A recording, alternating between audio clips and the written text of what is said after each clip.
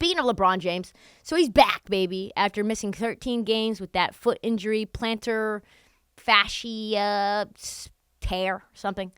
So they lost to the Bulls, which I think is hilarious. 118-108. Bron had a pretty good game. 19-8-3.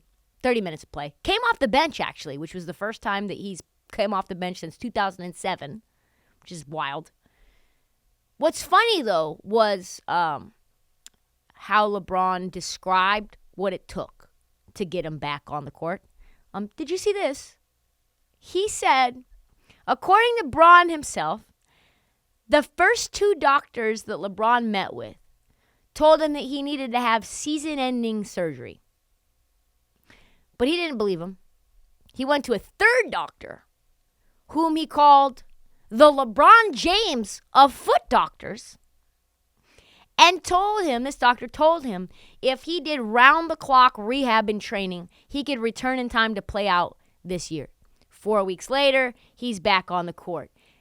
But the LeBron James of foot doctors comment is really getting me. It's really, there's so much to peel back on it. And I thought to myself, oh, the LeBron James of foot doctors, he must mean the most obvious, disprovable liar of foot doctors.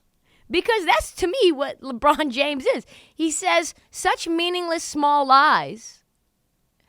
If he re-injures his plantar fasciitis or whatever it is, his little tendon on the bottom of his foot, and he misses the playoffs and has to have surgery in the offseason, which he said he might have to have, and he's not going to tell us, that means that is exactly right. The LeBron James of foot doctors is the type of doctor who would just lie about things that they know nothing about.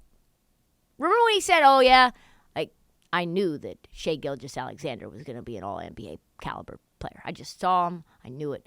I saw the Migos one time, and I knew they were going to be as big as they were. That's this guy, only he is taking LeBron James's health into his hands. Also, like, the fact that LeBron James is not just saying things in third person. He's not calling, oh, yeah, LeBron James is tired today. LeBron James went through a workout today. He's calling someone else and referring to someone else in the third person of himself.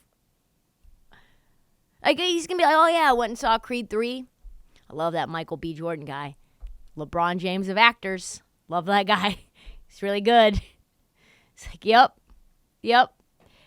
I don't know why he does it. I really was thinking about this because I think now it's on purpose because he's not had one scandal in 20 plus years in the league, right? Not one. Not one thing with not one thing with infidelity, not one thing with, I don't know, like going on IG Live with a gun, like not one time that he's been ultra inebriated in public or drunk or high, nothing.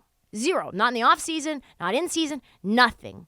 But then he sets these little banana peels out for himself to slip on, like these very weird things that get us to roast him for being one of the corniest people I've ever seen.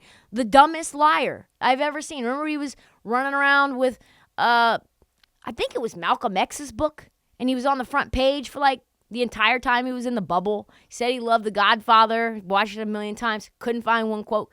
These are calculated PR moves to make him seem more human. Because otherwise he'd be infallible. I don't understand it.